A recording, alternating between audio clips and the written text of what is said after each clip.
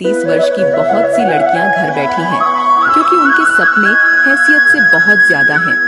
यह स्थिति समाज की छवि को खराब कर रही है।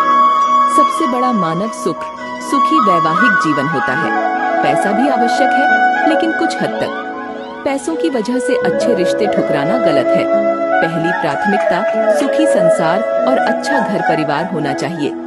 ज्यादा धन के चक्कर में अच्छे रिश्तों को नजरअंदाज करना गलत है। संपत्ति खरीदी जा सकती है, लेकिन गुण नहीं।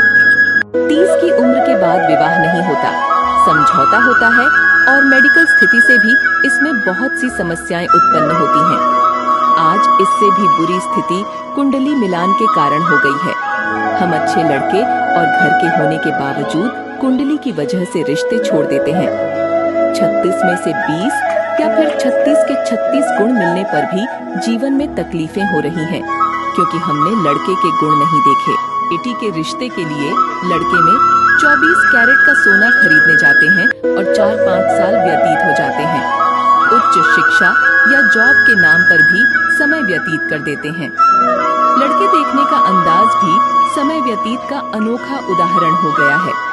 खुद का मकान, फर्नीचर, कमरे, गाड़ी, रहन सहन, खान पान, भाई बहन, बंटवारा, माँ बाप का स्वभाव, नाते रिश्तेदार, कद, रंग रूप, शिक्षा, कमाई, बैंक बैलेंस और सोशल मीडिया पर एक्टिवनेस जैसी बातें पूछी जाती हैं। हालात ऐसे हैं कि माँ बाप की नींद 30 की उम्र पर खुलती है। फिर 4-5 साल की दौड़ धूप बच्चों की जवानी को बर्बाद कर देती है। इस वजह से अच्छे रिश्ते हाथ से निकल जाते हैं और माँ बाप अपने ही बच्चों के सपनों को चूर चूर कर देते हैं। एक समय था जब खानदान देखकर रिश्ते होते थे, जो लंबे भी निभते थे। समधी समधन में मान मनोहार थी, सुख दुख में साथ था, रिश्तों की अहमियत का एहसास था। धन माया कम थी, मगर खुशियाँ घर आंगन में झलकती थीं।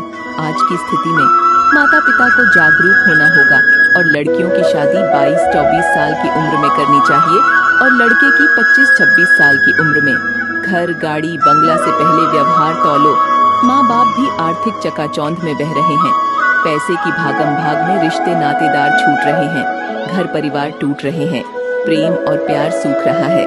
समाज को अब जागना जरूरी है, अन्यथा रिश्ते ढूंढते रह जाएंगे।